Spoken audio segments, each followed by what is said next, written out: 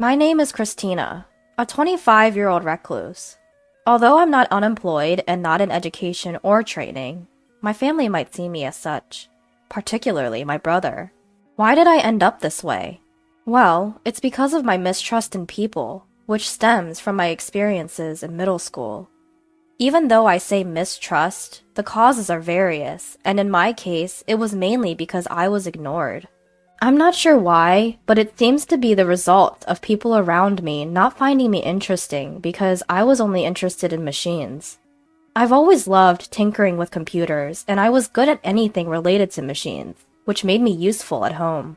However, that was short-lived. As my grades at school started to suffer and I spent more time playing with computers than hanging out with friends, my parents began to worry. By the time I graduated from elementary school, they started scolding me. How long are you going to keep playing with machines? As I went through my middle school years while being scolded by my parents, I gradually began to think that I shouldn't be doing what I wanted to do. After that, I would isolate myself in my room when school was off so that my parents wouldn't notice, completely cutting off all contact with the outside world. This led to more people calling me weird or dangerous, and I gradually began to become isolated at school as well. My only ally during this time was my brother Keith. From a young age, he was good at flattering me and knew how to get me motivated. With Keith's support, I was able to graduate from compulsory education, but I didn't go on to high school and instead spent my time doing jobs that I could do on a computer at home. Right after graduating from middle school, around the age of 16, I was able to work part-time, so I used that money to buy old computers, disassemble them, and freely rebuild them from scratch. This hobby of mine paid off, and by the time I turned 20, I was able to build computers that could be sold. Then things quickly changed when I started a business where affordable computers were readily available, and I was soon well known. At 25, I have made a small fortune and have even managed to earn an income that allows me to put $2,500 into my parents' household every month and still have money left over. Although I had talked to my parents about my job several times, they didn't understand it, and after a few arguments, they established the stance that as long as I could support myself, they didn't care what I did. Thanks to this, my parents no longer interfered with my actions because I was contributing money and I was able to live freely at my parents' house. However, the one who didn't think highly of me was my brother. My brother, who had been my ally and the only one who understood me when I was a student, used to be very kind. But maybe he got fed up with his sister, who, even after turning 20, was still holed up in her room at her parents' house, continuously tinkering with machines. Eventually, he started to act harshly towards me whenever he saw me, and since I wasn't the type to stay quiet, conflicts with my brother increased, and now we're on bad terms. Our relationship took a further turn for the worse after my brother got married. It seems that my brother's wife was a woman he'd been involved with since his high school days, but she had never thought highly of me after hearing about me from my brother, and she didn't like the fact that she had become my sister-in-law, and seemed to have instilled something in my brother. As a result of this continued situation, I came to be called the plague of the family home. Even though I was isolated in my room, I felt my heart wasting away from the relentless malice aimed at me, clearly different from the worried words of my parents. My parents' home, which had been a comfortable place to be despite various criticisms, was transformed overnight into a den of enemies. I no longer felt at ease, and I gradually felt my parents being won over and my allies disappearing. Despite this, I had sufficient income of my own, was properly contributing to the household expenses, and naturally had the right to isolate myself in my room. But I suppose I seemed like a freeloader to my brother and sister-in-law, who didn't understand what I was doing. They gradually started saying things like, "We're going to drive you out of the family home and live here with our parents." I was fully estranged from my brother and his plans to live in the family home by kicking me out, so I thought it wouldn't really matter if I left once I found a new place to live. After all, if I was being kicked out of the house, there would be no need to contribute to the household expenses like I had been doing, which meant I could save that money instead. It was something to be grateful for in a way. When I was considering leaving the family home, my brother suddenly started talking about inheritance. Apparently, my brother had misunderstood that the reason I could live comfortably, even though I was unemployed and holed up in my room, was because our parents had money.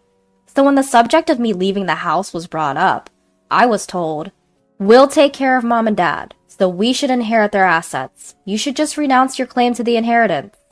The reason our parents could live their lives doing what they liked at home every day without working was precisely because of the living expenses I was providing. I didn't think they could continue to live as they had without that money, but in my brother's eyes, I was just a burden holed up in my room. I thought I might as well leave as things were, but I decided to confirm one more time out of compassion. "Are you really okay with me leaving?" I asked. My brother laughed at me condescendingly and said, "We'd be glad if you could just get out already." I realized once again how little he understood. He doesn't get it at all. And felt sorry for him and his wife, which further solidified my resolve to leave our family home. A few days after my brother's declaration that I should leave, I was still holed up in my room. During this time, the efforts of my brother and sister-in-law to get me out were relentless. They were persistently knocking on my door, instigated mom to stop providing meals for me, and even started saying things like, "Do your own laundry." However, these were all things I would have to do if I were to live alone. I didn't find it particularly troublesome. It wasn't like I was just letting things happen and accepting what I was told. I was having my place unfairly taken away from me. Of course, I was not going to let it go without preparing for some revenge. I am good with machines. Perhaps my brother had forgotten that. He didn't realize what it meant for me to have free access to a computer. I am not so magnanimous or gullible as just to quietly leave when I'm told to. My brother's marriage, with me being a shut-in sister, was the only opportunity for our parents to see a grandchild. Knowing that my parents, who were blinded by this, approved of me leaving, I decided to set a trap that would be activated when I left the house. A trap that would start as soon as I left this house. Haha! Finally, I found a new place to live, finished the necessary procedures, and decided to leave my family home. Just before I left my family home, I left a parting message for my parents and brother. "I've been providing for the family, and you've forgotten all the good I've done. I hope you realize who the real curse on our family wealth is." My parents seemed taken aback for a moment, but they probably believed my brother would somehow manage. In the end, all three of them brushed off my words as sour grapes. I'm sure they didn't take what I was saying seriously. However, I thought it was best this way for now, so I decided to go ahead and leave the house. I brought over a considerable amount of equipment from my family home and bought additional items, as well as necessary furniture and appliances. I arranged everything the way I liked it, furnished the place with my favorite interior design, and created a supremely comfortable space. I found myself working more efficiently than ever. Living alone was initially daunting, but it was so easy to live in this environment that I wished I had done this sooner. The locals were also very kind and friendly, and life was surprisingly comfortable. Since I left my family home and started doing everything myself, I've been having a blast, experiencing many things for the first time. In stark contrast to my fulfilling days, I wondered if life at my family home was getting tough since they lost my income. When suddenly, I got a call from my mother. "Hey, Christina, did you do something to our machines?" "What? Do something to the machines?" "Yeah, there's something off with the computers and electronics." "I have no idea about that. I used to look after them for free because we were family. But since you treated me like a nuisance and kicked me out, even if you're my parents, you'll have to pay the regular price." "What? You're really greedy. We're your parents. At least give us a discount." "Well, in that case, I'd prefer to give my friends a discount. Unlike you, my friends don't treat me harshly." "Fine, you cheapskate!" Inwardly, I thought, oh, it's that issue. And while relieved that another trap had not been sprung, I handled the situation. My mother, however, must not have liked my reaction. She hung up abruptly, like a petulant child, and even sent a spiteful email saying something along the lines of, "Mean kids lose their friends." It made me wonder who the real adult was. Honestly, it was self-centered, if not selfish. As for what I had done to the family computer, I had merely returned all the status adjustments I had been doing for free for my family back to their original state. I bet to a novice, it probably seems like the computer started malfunctioning on its own. When I told them to request the company to fix it as an individual, they threw a tantrum. But well, it's within my expectations, so I decided to let it be. 6 months after being kicked out of my home, and just as I was getting the hang of living alone, my father gave me a call. I hate to ask, but can you lend me some money? Excuse me? Lend you money? What do you mean? Well, it's just that your brother and his wife have been spending a bit recklessly. They seem to be under the impression that we're rolling in dough, and it's nothing but complaints from them. They're always saying things like, give us money to buy this, or give us money to go there. I have no idea about any of this. Why do you always come to me with everything? I mean, I've heard of daughters who live alone, sending money home, but parents asking their children for money? Isn't that something you're supposed to do out of generosity? That's easier said than done. Well, even $500 would help. I'm not giving you anything. I won't lend you money either. I have no intention of helping you out financially anymore. Of course, if you pay me for my services, I'll work on your machines. How? You've really become stingy. I guess what Mom said were true. During my unemployed years, he had the nerve to say things like, you used to do whatever you wanted at home, and he kept grumbling about other things. But I didn't care and just hung up.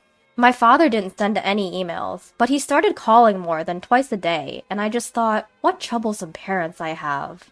A few days after my father's constant contact, my brother, who seemed to be really in a bind, called me next. When I asked him why they were calling me in turn, he said, tell me why our family home was wealthy before. I suppose he must have had a hunch that their financial situation has obviously worsened since I moved out. But it's too late. My comfortable place is my current home. Both my work and life are entirely contained in this house, and there's no way I'm leaving it ever again. Is it maybe the reason our family was wealthy was because I was contributing $2,500 each month to the household?